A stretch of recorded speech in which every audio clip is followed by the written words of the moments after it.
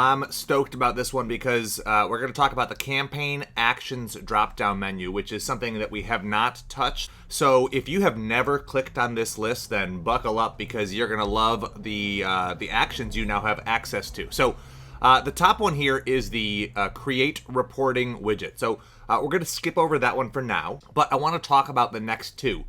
Save version and restore version.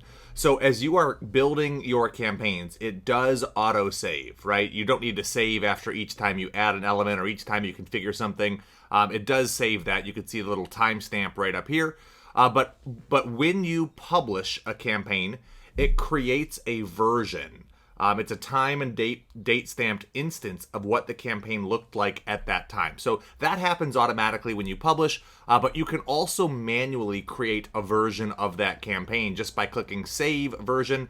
And the reason this is valuable is because you can actually click Restore Version, and it brings up a list of all of the different versions of your campaign. Now, I've only published this, right? So I see them all as system because that's what it labels it when you publish it. But if you save a version manually, or if members of your team do, it actually assigns the user's name to that version.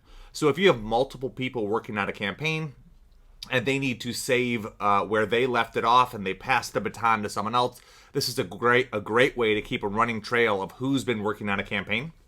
I also find that it can be very helpful if you know that an issue took place at a date in the past and you need to go look and see what the campaign looked like at that date or time.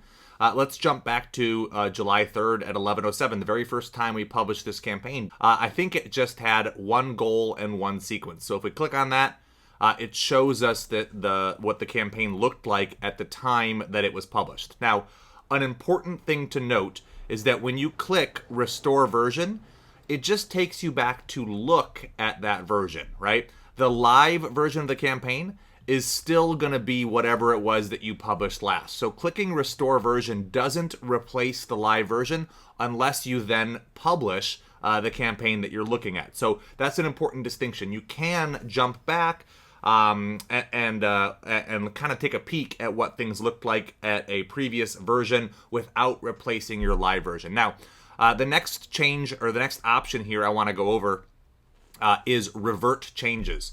So Revert Changes undoes any edits you have made during an editing session or since the last publish.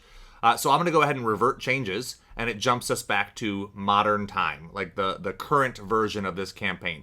Let me just illustrate that further. If I was building onto this campaign, and I decided, I actually don't want this in this campaign. I just was in the wrong campaign. I wasn't paying attention, or somebody, pointed out that it's not ready for that yet, right?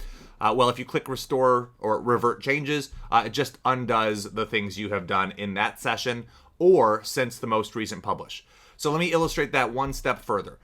If I add something here, and then I exit the campaign, and then I come back into this campaign and maybe make a few more changes, right? So let's add something over here, and let's add a tag goal. Now when I click Revert Changes, it's only going to remove the things that I've done in this session, because when I left the campaign and came back in, it started a new editing session. So this one will stick around. So let's do Revert Changes. There you go. And then just to further illustrate this, we can use Restore Version to go back to the saved version I created, and that removes the other changes I made. That is it for this video. Everything on that list is designed to make our life easier. So if you've never clicked on that, there's a handful of options that you now have access to that might serve you.